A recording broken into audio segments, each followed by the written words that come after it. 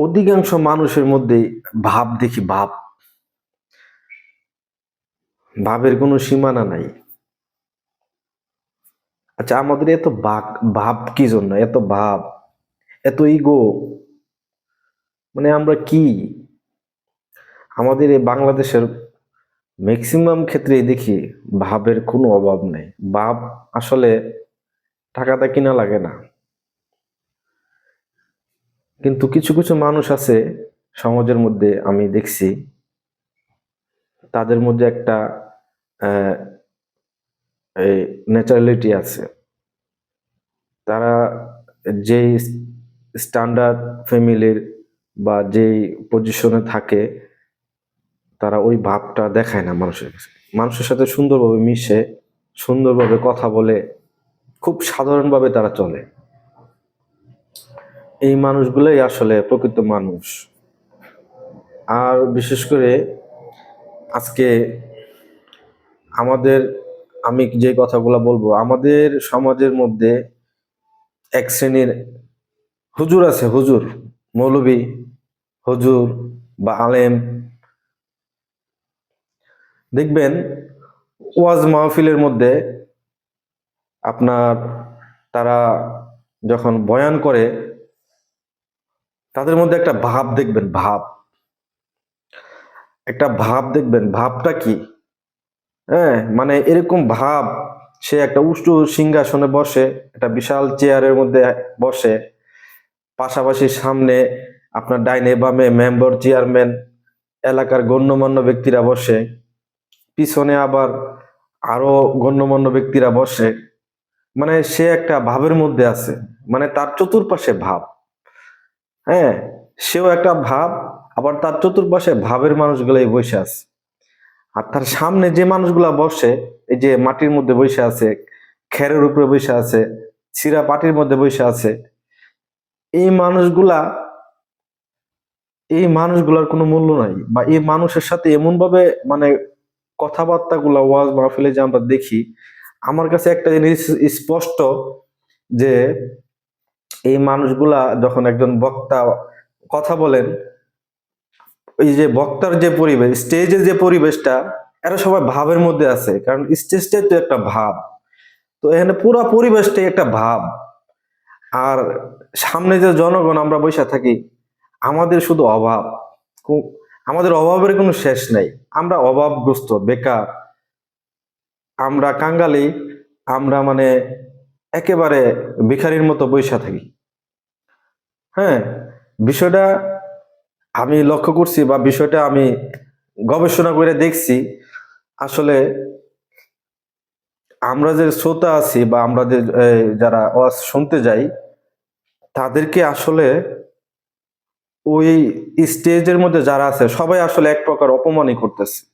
আসলে কথার মধ্যেও আমরা, আমাদের প্রতি যে একটা সম্মান, এই জিনিসটা তাদের কথার মধ্যে, তাদের প্রেজেন্টেশনের মধ্যে, তাদের ভাবের মধ্যে হারায়া যায়, নাই। ওই জিনিসটা আমি লক্ষ্য করি না বা পাই না। আমি দেখি শুধু ভাব। বড় বড় ভাবের বক্তা আসে, তারা আধা ঘন্টা 1 ঘন্টা তারা সময়, নির্ধারিত সময় থাকে, তারা আধা ঘন্টা 1 ঘন্টা সময় এখানে ভাব নিয়ে চলে, আবার কিছু টাকা পয়সা নিয়ে চলে যায়। ভাব, আমি এটা ওয়াজ মাহফিল না বললে একটা ভাব বলতে পারি। ওয়াজ মাহফিলের মধ্যে, মানে ওয়াজ মাহফিল বা হাদিস কোরআনের যে বিষয়গুলা, যে মানুষকে আপনার আহ, দিনের আহ, দুনিয়া আখিরাতের যে বিষয়গুলো থাকে একজন মুসলমানের জন্য, আপনার কোরআন এবং হাদিসের যে কথাগুলো আছে, যেগুলো আমরা জানি কম বেশি, আবার অনেক কিছু জানি না। তো ওই কথাগুলা আমার জানা থাকুক বা না থাকুক, ওই কথাগুলাই, যেটা সামাজিকভাবে উপকার হয়, একজন ব্যক্তি পর্যায়ে উপকার হয়, পরিবারের নারী পুরুষ সবারই আর উপকার হয়, যে সেটা জানা থাকুক মতো না থাকুক, একজনের কথার দ্বারা, একজনের আলোচনার দ্বারা এটা সমাজে একটা উপকার, ব্যক্তি পর্যায়ে হোক, যে কোনো পর্যায়ে হোক, এটা উপকার আসে। তো এই উপকারের এই কথাগুলা ওনারা যে জায়গা থেকে বলে, ওই জায়গা থেকে ওই ভাব নিয়ে বলাটা আসলে গ্রহণযোগ্য হয় না। মানে এতে করে আমি মনে করি যে কোনো ফল পাওয়া যায় না। আপনি একটা জিনিস দেখেন, আপনি যদি একজন আলেম বা একজন ইসলামিক জ্ঞানের অধিকারী হ্যাঁ, একজন দায়ী, দায়ী যেটাকে বলে দায়ী, যারা বিনিময় ছাড়া বিনিময় ছাড়া যদি একজন একজন আলেম, একজন সাধারণ একজন মুসলমানের সাথে সরাসরি দেখা করে বা কথা বলে, 5 মিনিট 10 মিনিট কথা বলে বিনিময় ছাড়া, এটার যে উপকারিতা আছে, ওই যে 5 ঘন্টা 4 ঘন্টা যে ওয়াজ মাহফিল হয়, আমার মনে হয় ওইখানে এই উপকারটা পাওয়া যায় না। কারণ ওইখানে তো একটা ভাবের পরিবেশ, ওইখানে একটা ইগোর পরিবেশ। হুম, চতুর্দিকে একটা ভাব, প্যান্ডেলটা একটা ভাব, লাইটিং একটা ভাব, একটা গেট লাগানো হয়েছে ভাব, হুজুর নতুন কাপড় চোপড় পরে আইছে কি একটা ভাব, তার ডাইনে বামে চেয়ারম্যান মেম্বার বসে রয়েছে কি একটা ভাব।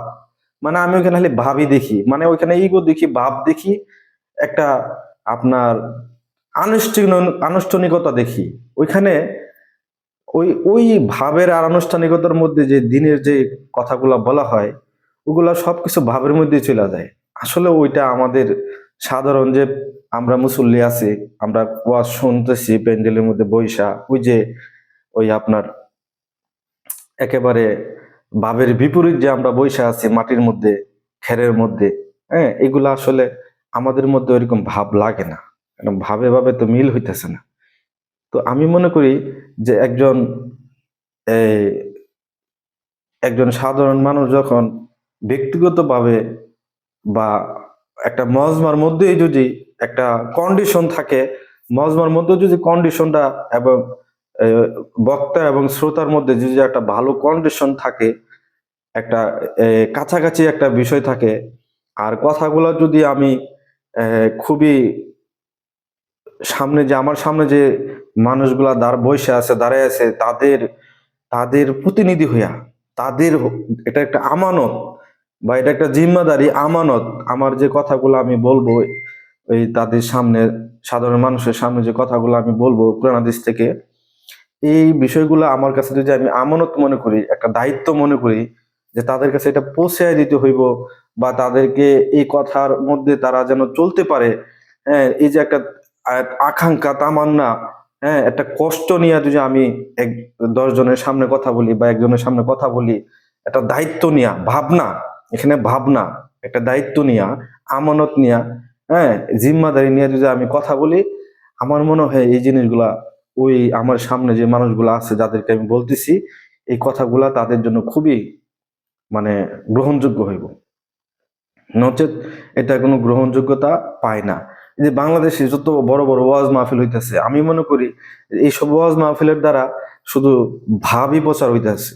এসব ওয়াজ মাহফিলের দ্বারা আপনার এক ধরনের প্রতিযোগিতা আপনার সিস্টেম তৈরি হইতেছে। মূলত আমার মনে হয় এসব ওয়াজ মাহফিলের দ্বারা জনগণ, যারা আমরা ওয়াজ মাহফিল শুনি, সাধারণ মানুষ যারা আছে, আমাদের কোনো উপকার হইতেছে না। উপকার হইতেছে বক্তাদের, উপকার হইতেছে যারা ওয়াজ মাহফিল করতেছে কমিটি, তাদের হয়তো উপকার হইতেছে। তারা 5 লাখ খরচ করতেছে, তাদের 6 লাখ 7 লাখ টাকা কালেকশন হইতেছে আসলে।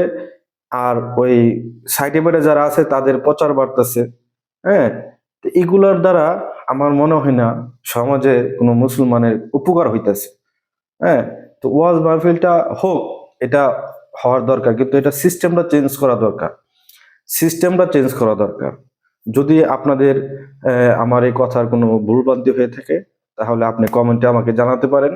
ভবিষ্যতে এসব বিষয় নিয়ে আরো কোনো নতুন নতুন ভিডিও আপনাদের মাঝে নিয়ে আসবো ইনশাল্লাহ।